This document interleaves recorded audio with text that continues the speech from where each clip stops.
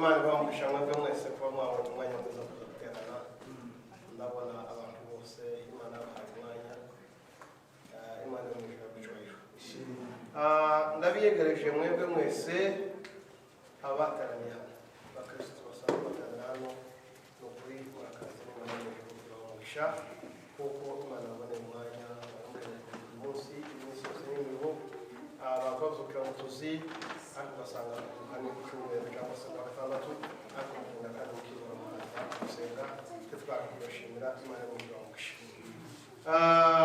reka kandi ko ndabona abashyitsi benshi batugendera uyu munsi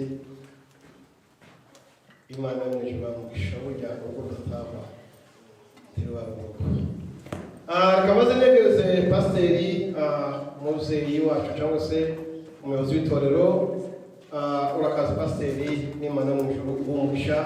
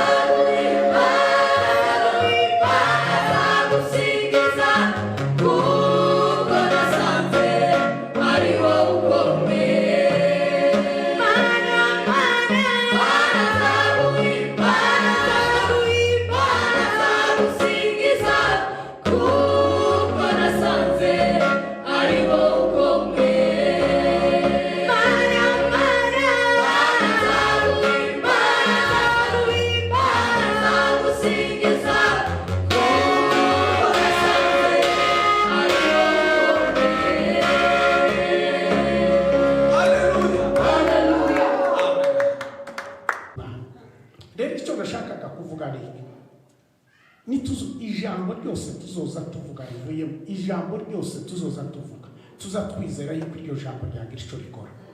Hari benshi bakeneye gukira, hari benshi bakeneye abana, n'ubu ngubu nanjye hari nabo ngisengera bakeneye abantu ntibarababona, ariko nkakomeza kwizera nkavuga ngo Mana uzabikore kugira ngo tuzahogoke tuvuge amashimwe. Rero ndishimye Mana ndabona urakikiye, twari dusengera umwe none bamaze kuba barenze umwe. Imana niyo kwizera. Reka ndangize mvuga ngo bantu b'Imana, iyi Mana dukorera irakomeye, iyi Mana dukorera ni nziza, iyi Mana dukorera izisubiza, iyi Mana dukorera ntacyo itatumarira. Icyo twebwe tugomba kugira ni ukwihagararaho, tukavuga kwa kundi ijambo ry'Imana rivuga ngo ntizihinduka, kwa kundi idahinduka. Ijambo ry'Imana rivuga ngo yaturemye mu shusho yayo. Niba yaraturemye mu shusho yayo, natwe tureke guhinduka, amaze dutegereze ibitangaza Imana ishobora gukora. Ndumva mwahaguruka tugatanga ituro ry'ishimwe. Rose nanjye ndatanga karate tubwire ko habaye sinzi niba bishicamwo. Rero madame n'umugabo mwaza mukuri tugatanga ituro ry'ishimwe. Twe turabikora cyane muri Tanzania, gutanga ituro ry'ishimwe burya ni byiza cyane. Hanyuma ndaza guha Rose kandi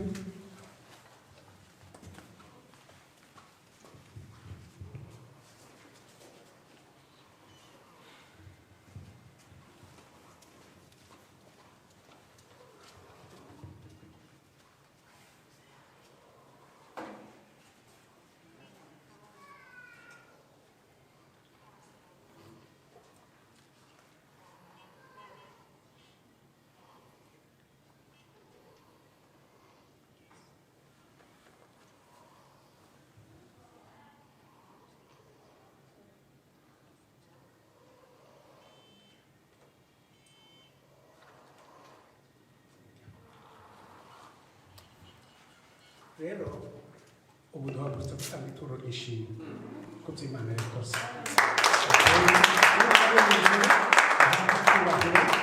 Kandi ibikomero byo kwizerwa n'abandi baracaza, hanyuma tuzadushima Imana hamwe. Imana ibahe umugisha.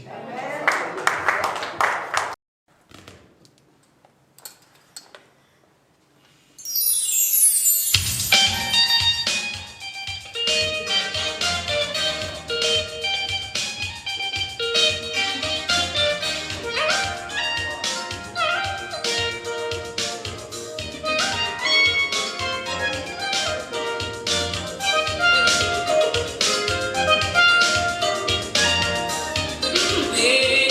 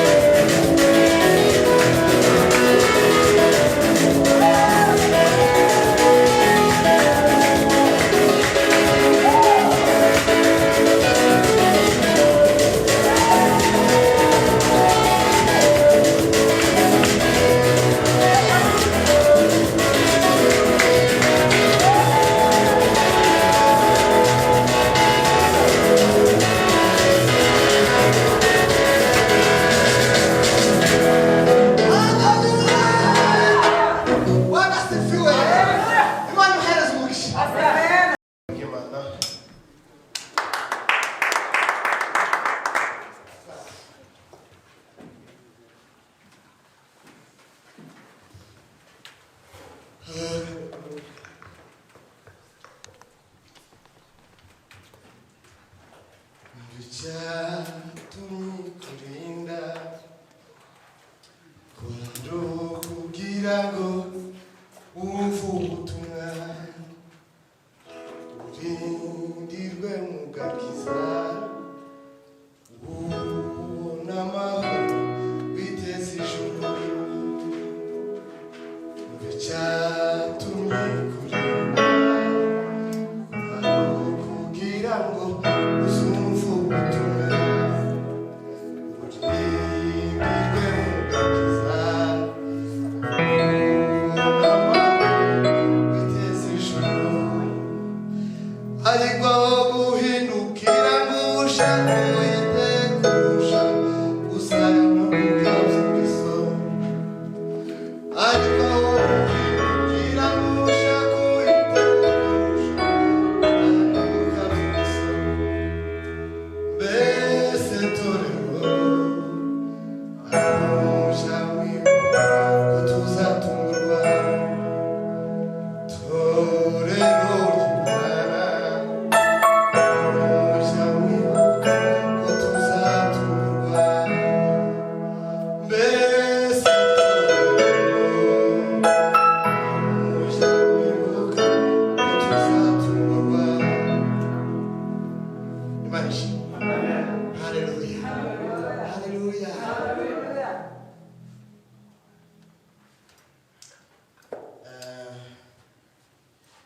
Dufite umunezero mwinshi wo kuba aha hantu cyangwa se cy'uyu munsi wa none izina ry'Imana rishimwe. Si ku bwenge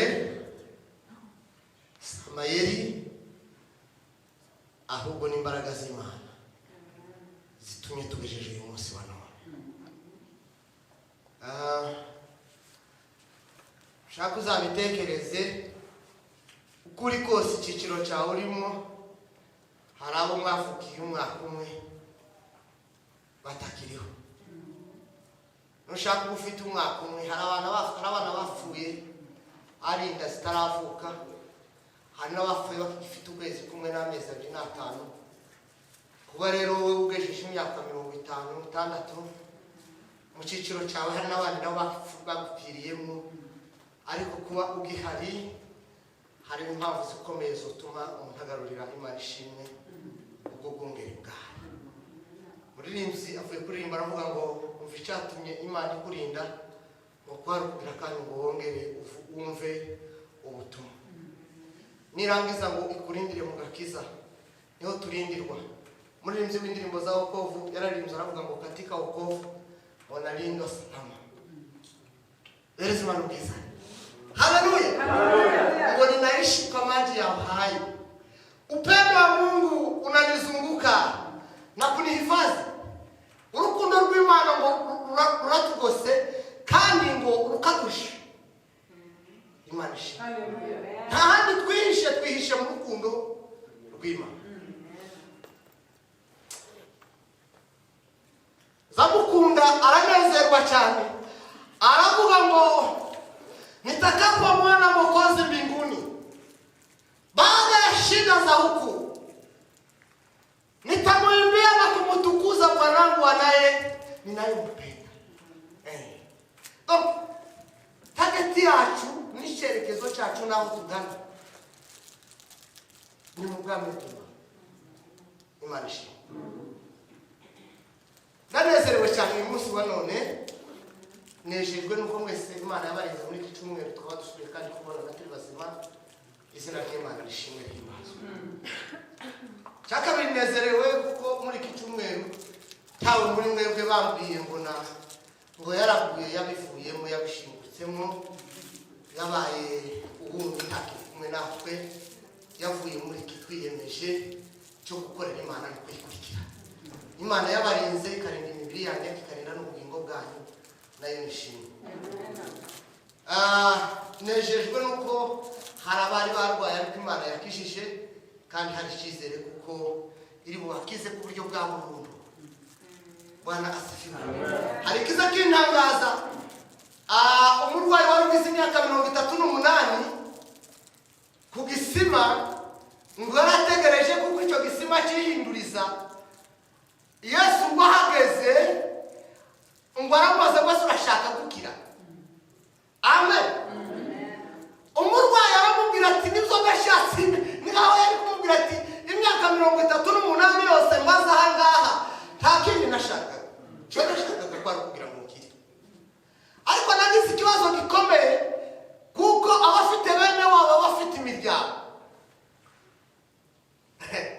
Ndagira bene wabo bari bararambiwe nabo bari kugendera baje kuhinga. Wabaza nubwo yaba ari umwana wawe ukamubaza imyaka 38, wowe arize ntuhinge, ntudandaze, ntukora akazi, ntuworore, bikagenda gute? Aba ati imyaka ngizangaha nuko ntagira mwana wacu. Kandi kondisiyo y'iki gisima nuko iyo kihindurije the first person, uwa mbere batereyemo niwe uzukira gusa.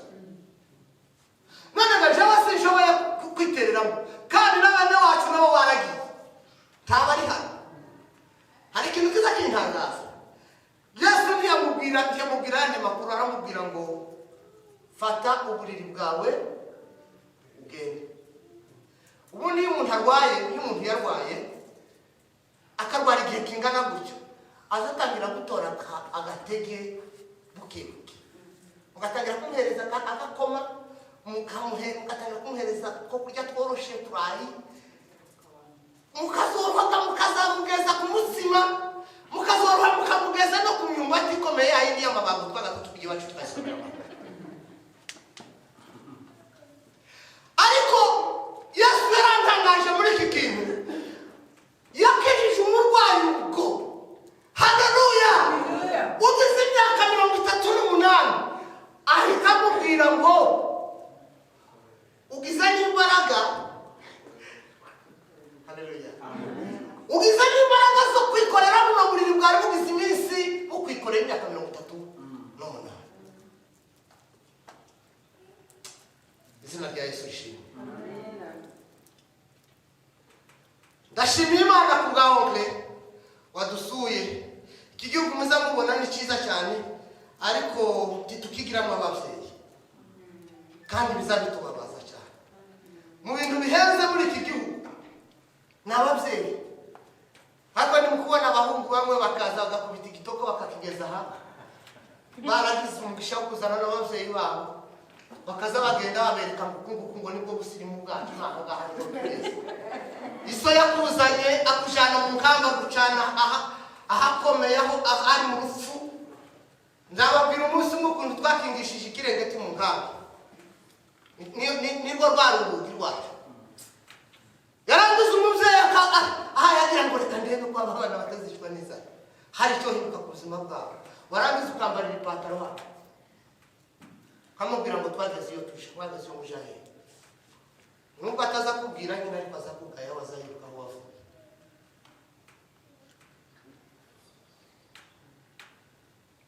Ndagushimiye cyane mubyeyi kuko watekereje kuza kudusura, kandi ndagushimiye kuko watekereje kuza kubana natwe uyu munsi wa none. Imana ibereze umugisha. Kandi wavuze amagambo akomeye watuye ku muryango wa Toto na Nyabiro, wizeye gusura avuga ngo Mana ndababaye kuko mbabaye, ugirira neza bano bantu, nanjye nzagushima. Kandi ngushimiye kuko ushimiye imbere y'iteraniro ry'abera. Abantu benshi tuzi gusenga no kwinginga ngo nuramu kubigize gutya nzabikora, ariko byamara gushimisha imwe kamwe. Imana ibereze umugisha. Amen. Bwana sifiwe. Tugiye kuganira ijambo ry'Imana kugira ngo tuze gucunguza uburyo umwete.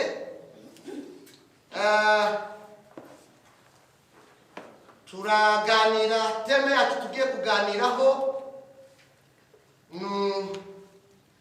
nukumenya abo turi bo. Who we are. Who are we in Christ? Amen. Turi bande mu Mana. Hari abo turi bo, ariko ngo hari n'abo abantu batekereza ko turi bo. Ko muranyumvishe? Amen. Hari abantu haza hangaha munkurikire. Hari abantu haza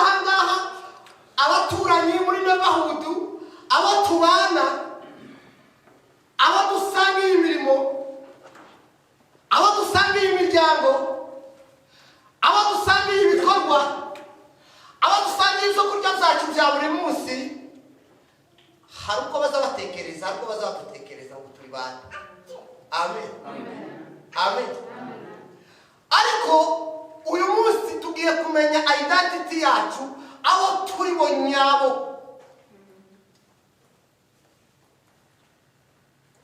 Aho turi bo nyabo muri Kristo Yesu. Hallelujah. Wihuta aza kudusomera ubutumwa bwiza kuko bwanditswe na Matayo igice cya 13 umurongo wa 10, igice cya 16 umurongo wa 13 dusome.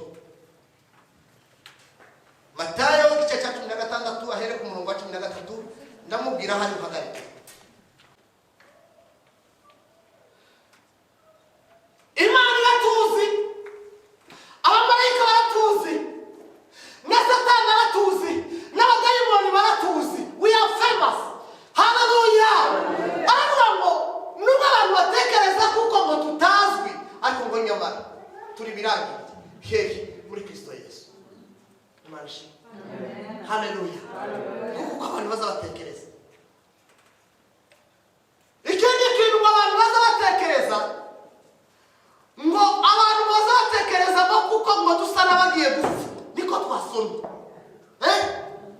Abantu bagatekereza ngo bagiye gupfa, izabo birarangiye. Ni igitangaza gikomeye kureba umuntu uri healthy, utarwaye umutwe, utatatse mu nda, ariko wowe ukicara gusuka mu mutekereza ngo agiye gupfa. Kagari Imana ishimwe.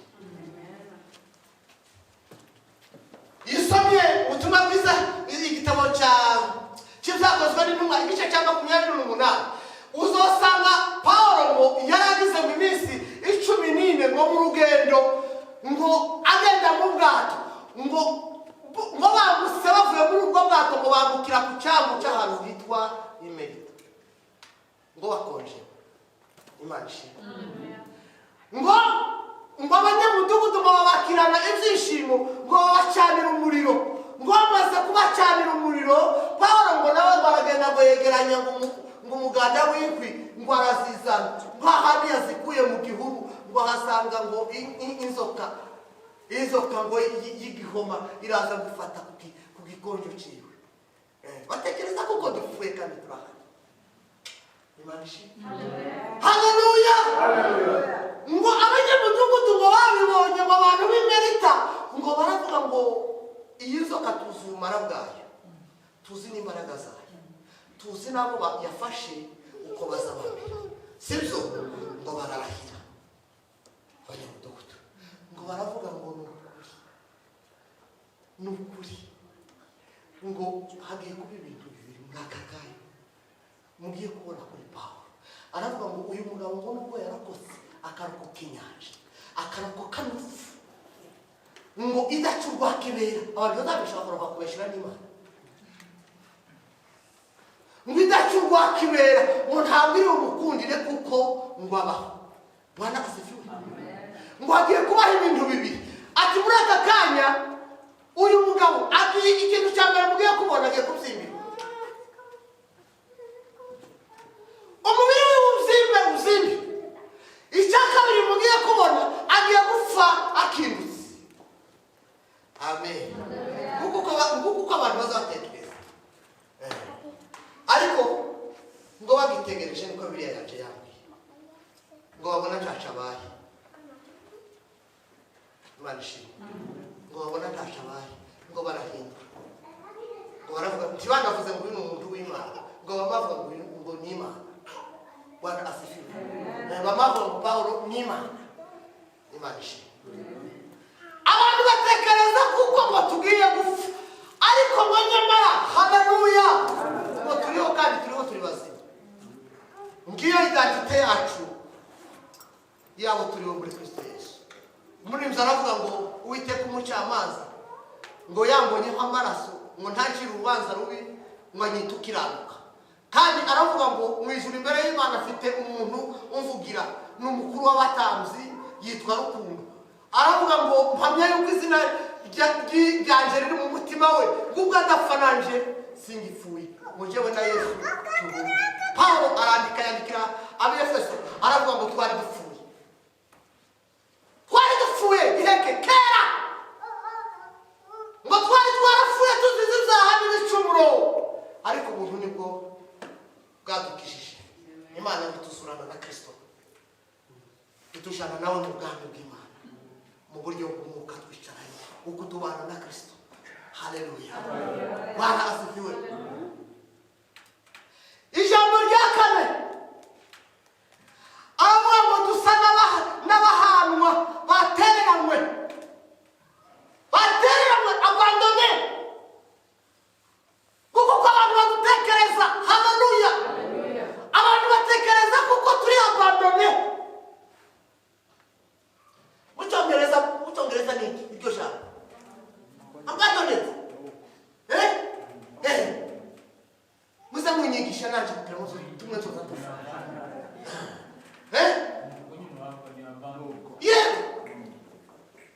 Uko muri kwa abantu baza batekereza kuko turi abantu babandone. Haleluya. No, we are not.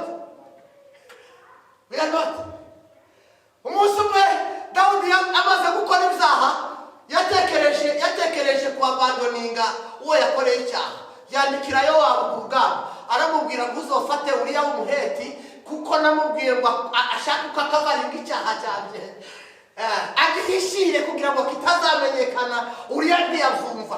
None kohereje Uriya w'umuheti, nguru n'urwandiko nguhaye, uzamujane nurangiza uzamushyire ku rugamba, umushyire n'ahakomeye, nurangiza umutererane kugira ngo Uriya w'umuheti azapfa.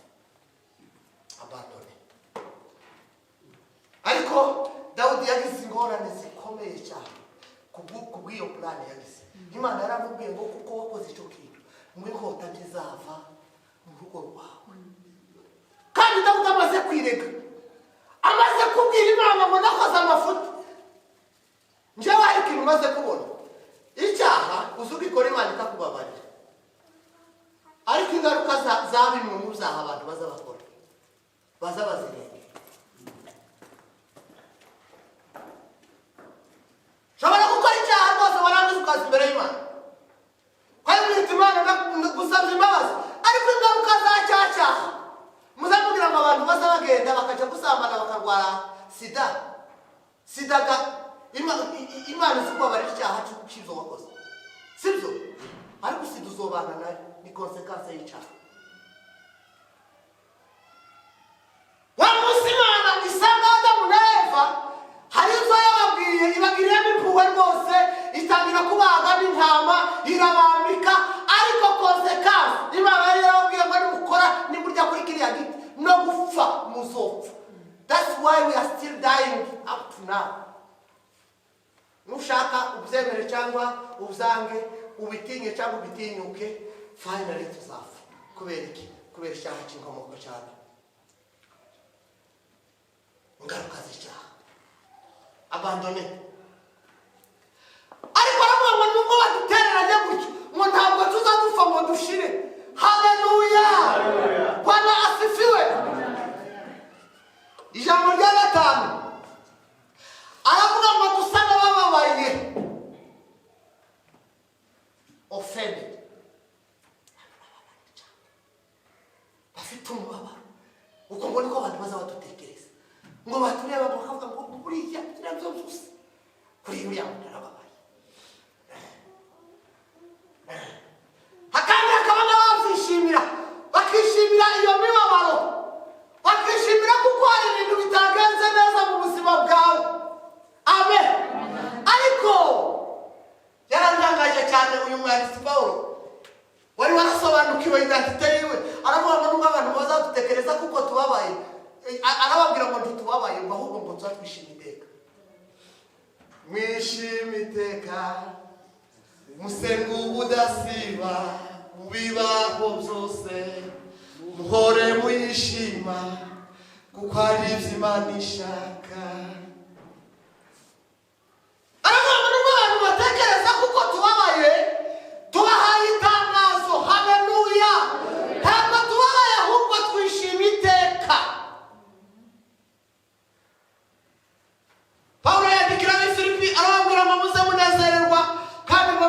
mwishimire mu mwami wacu iminsi yose, ngo nongeye kubabwira ngo mwishime ineza yanyu mwimewe n'abantu bose. Umwami wacu ngo ari bugufi. Abo bantu yandikiraga muri Filipi bari mu isi ngiyi, bararwazaga, bari bafite amakene, bari bafite intambara nk'izi zose duhaye tubona, nabo bana abaturage nk'abandi bose, ariko basaba kunezerwa iteka. Reka mbabwire, niba hari ibanga rikomeye ryo muri uru rugendo, niba hari ikintu Satani atinya, n'ibyishimo byawe.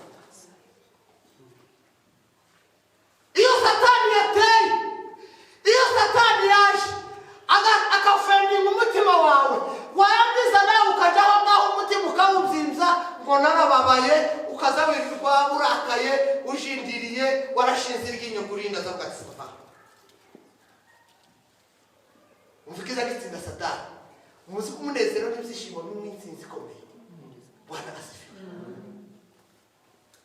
Aravuga ngo nubwo abantu bazatekereza, umvuko abantu bazatekereza ngo buri kandi iyo umuntu yatekereza ibyo ashaka, akaba yenda gutekereza n'ibyo udafite. Ngo buriya ibyo ari byo byose barababa. Oya. Na Satani nazo zakubwira ngo ubabare, usoza umubwira ngo ndanezerewe muri Yesu. Umurinzi yaravuze ngo nibazo zakubaza ngo ese nikiza gituma ngo wuzuye amahoro ngo n'ibyishimo, ngo uzoze umubwira gusa ngo Yesu wangiriye neza. Birashoboka ko twonezerwa mu byago byose mbona mu makuba. Umurinzi aravuga ngo ni kumukristo ngo nyakuri, amen, ngo azanezerwa iminsi yose.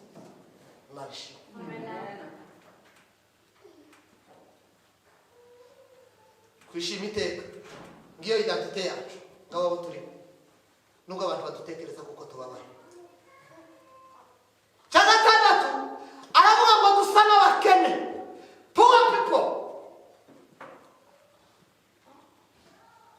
Niko abantu badutekereza, bakabona nta za miliyari dufite kuri konti, bakabona nta n'za mirenge, bakabona nta n'amaproje yewe y'ejo n'ejo bundi dufite. Imana ishimwe. Nukuri. Akaba ariko abantu badutekereza, ngo bagatekereza kuko turi abakene. Ariko Pawulo yarantangaje, aravuga ngo abo turi bo muri Kristo Yesu ntituri abakene. Haleluya. Bwana asifiwe. Muri ibyo umufurero yaravuze ngo abari na Yesu bari bagari, ubugane bwabo butagasi. Imana ishimwe. Turi bande? Aravuga ngo abo dutekerezwa kuko turi abakene, ngo ni twebwe ngo batunzi, ngo batungisha n'abandi benshi. Ariko murumva aho turiho muri Kristo Yesu. Imana ishimwe.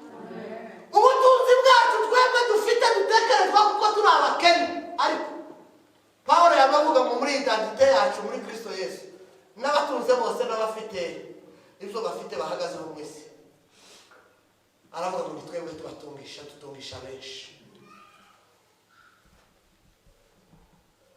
Asafu muri Zaburi ya 73 aravuga ngo intambwe zaje ngo zari zisigaje gatoya ngo zikavamo zikanyerera, ibirenge byanje ngo bigasitara.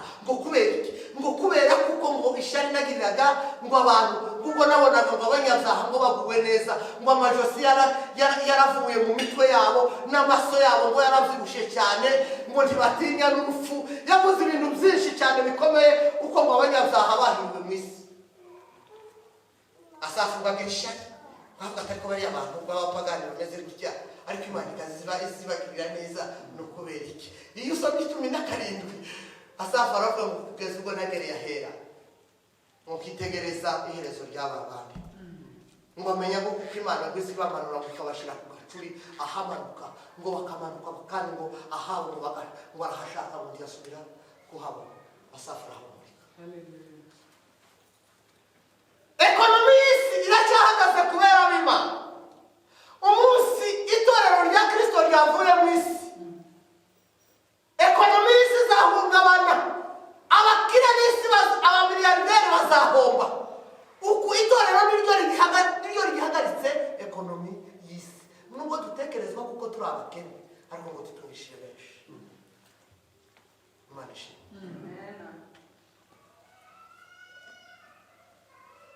cyane baravuga ngo dusa n'abadafite icyo bafite ariko ngo dufite byose. Turarangije ngiyo identite yacu. Hari uko abantu bagutekereza, hari uko hanze aha ngaha abantu babibona, ariko kandi hariho realite. Haleluya. Hari abo turi bo nyabo. Bwana asifiwe.